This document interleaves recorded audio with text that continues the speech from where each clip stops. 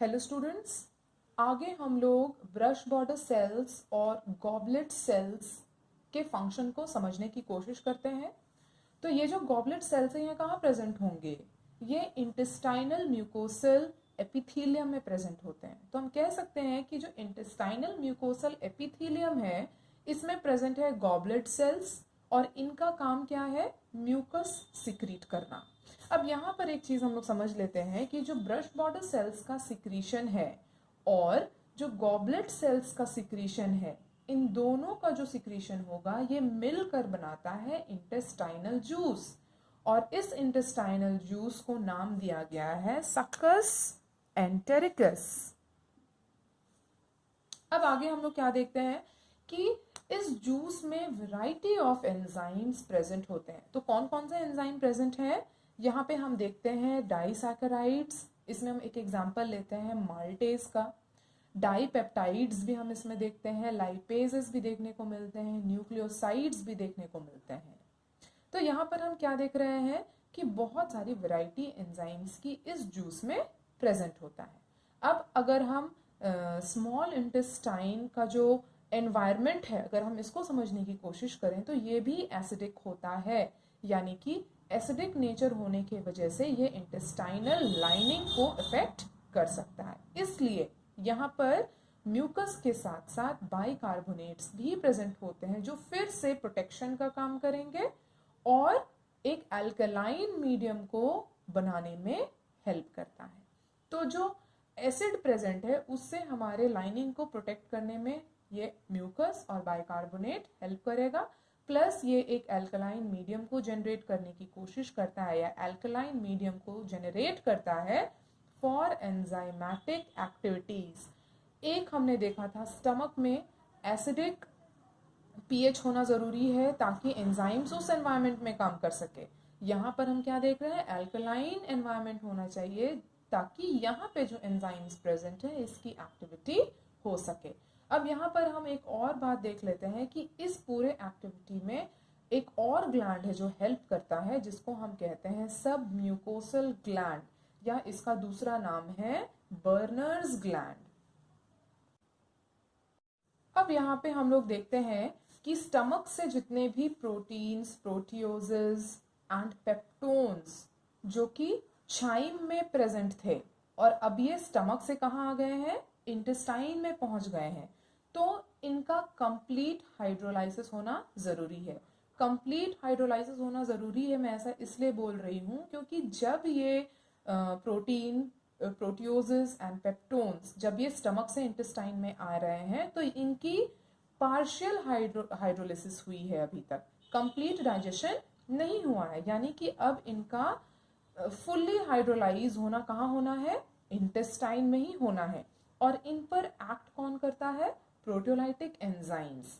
और proteolytic enzymes जो pancreatic juice में प्रेजेंट है, क्या क्या? ट्रिप्सिन, काइमोट्रिप्सिन, कार्बोक्सी पेप्टाइडेज, ये इन प्रोटीन्स, पेप्टोन्स, प्रोटियोजेस पर एक्ट अपॉन करते हैं और इनको कन्वर्ट कर देते हैं इनटू डाइपेप्टाइड्स। अब चाइम में केवल प्रोटीन, प्रोटियोजेस और पेप्टोन्स तो प्रेजेंट नहीं है, इसमें क्या भी प्रेजेंट है? पॉलीसैकेराइड्स, स्टार्च प्रेजेंट है, कार्बोहाइड्रेट प्रेजेंट है, यानी कि इसका भी पार्शियल हाइड्रोलाइसिस ही हुआ है। और कंप्लीट हाइड्रोलाइसिस कहाँ होगा? स्मॉल इंटेस्टाइन में होगा। तो अब हम लोग क्या देखते हैं कि प्रोटीन्स, प्रोटियोजेस, पेप्टोन्स के बाद अब पॉलीसैकेराइड या कार्बोहाइड्रेट की बारी है जो चाइम में प्रेजेंट है और इनकी हाइड्रोलाइसिस होनी है। और इसका हाइड्रोलाइसिस होने में कौन मदद करेगा?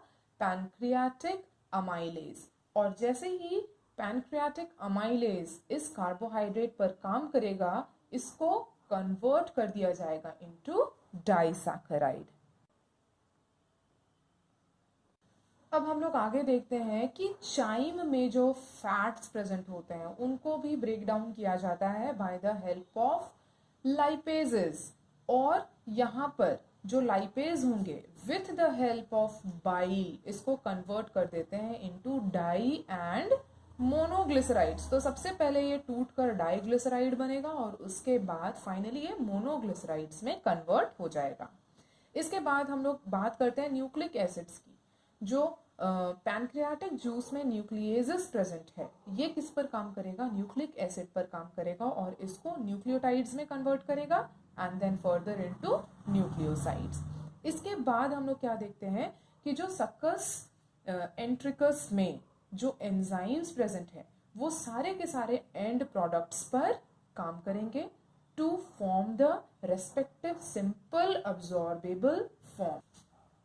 अब हम लोग क्या देखते हैं कि हमारे पास जो एंड प्रोडक्ट्स मिले, एंड प्रोडक्ट्स में हमें क्या क्या मिले, डाइपेप्टाइड्स मिले, डाइसैकेराइड मिले, मोनोग्लिसराइड्स मिले, न्यूक्लियोसाइड्स मिले।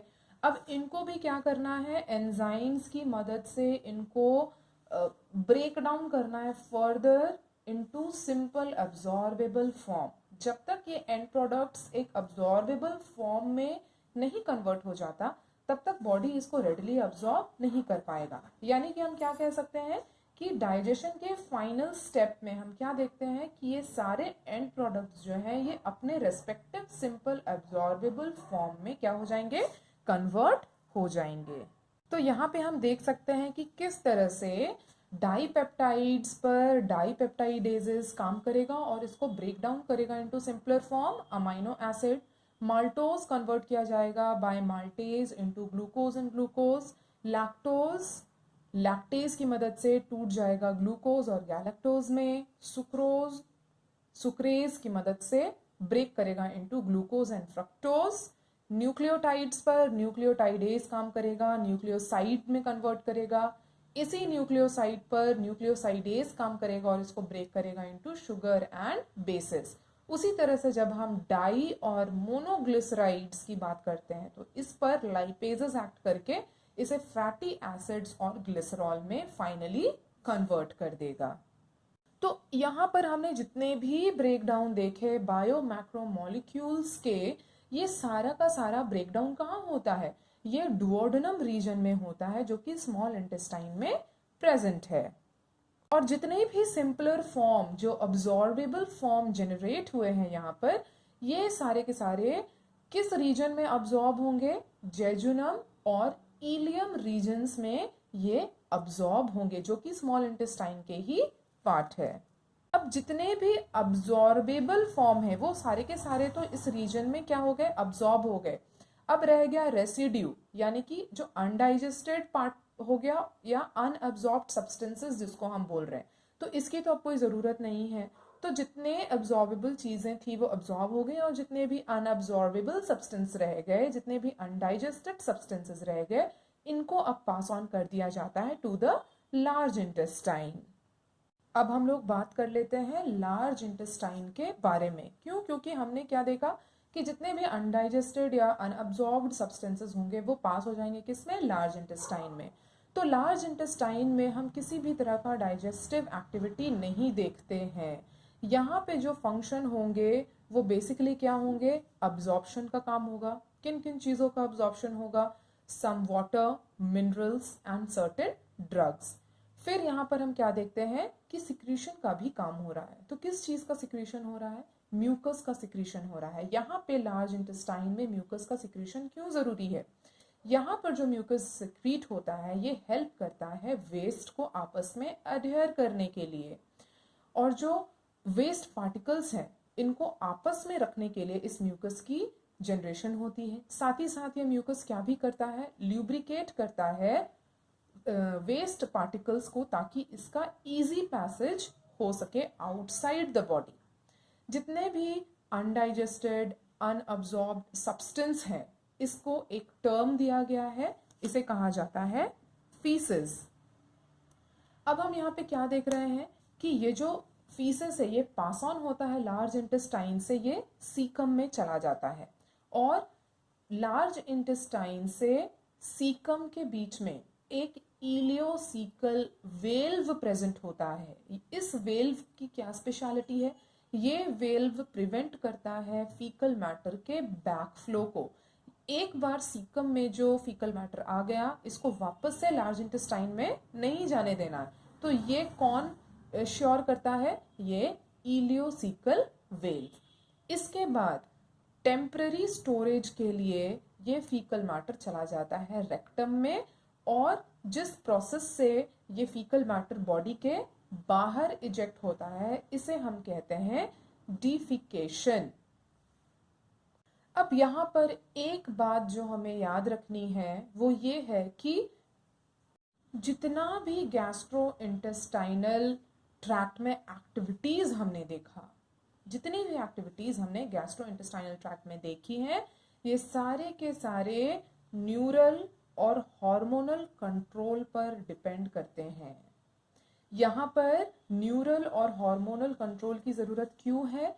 ताकि एक प्रॉपर कोऑर्डिनेशन हो सके बिटवीन द डिफरेंट पार्ट्स।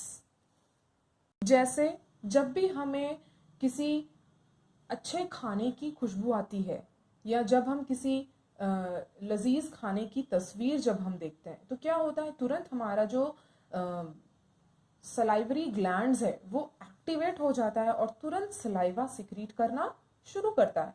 उसी तरह से न्यूरल सिग्नल्स के मदद से जितने भी गैस्ट्रिक और इंटेस्टाइनल सिक्रीशंस हैं वो सिक्रीट होना शुरू हो जाते हैं। क्यों? क्योंकि एक बार बॉडी को सिग्नल मिल गया कि स्टमक में बोलस चला गया है तो उसको फर्दर प्रोसेसिंग के लिए उसको तैयार करना है, तो यहाँ पर न्यूरल सिग्नल्स की जरूरत पड़ेगी। अब जितने भी मस्कुलर एक्टिविटीज होंगे, जैसे कि हमने देखा कि बोलस को स्वेलो करना है और वो ईसोफेगस से होते हुए हमारे स्टमक में जाएगा, तो यहाँ पर जो पेरिस्टाल्टिक मूवमेंट है ये भी न्यूरल मैकेनिज्म पर डिपेंड करता है। अनलेस एंड अनटिल एक सिग्नल मिलेगा तब तक किसी भी तरह की एक्टिविटी आगे नहीं होगी।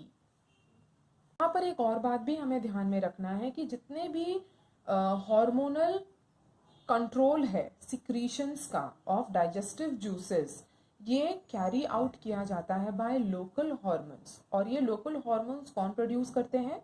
Gastric and intestinal mucosa. जब मुझको जरूरत है तभी ये सिक्रीशंस सिक्रीट होंगे, अनलेस एंड अनटिल सिक्रीशन नहीं होगा।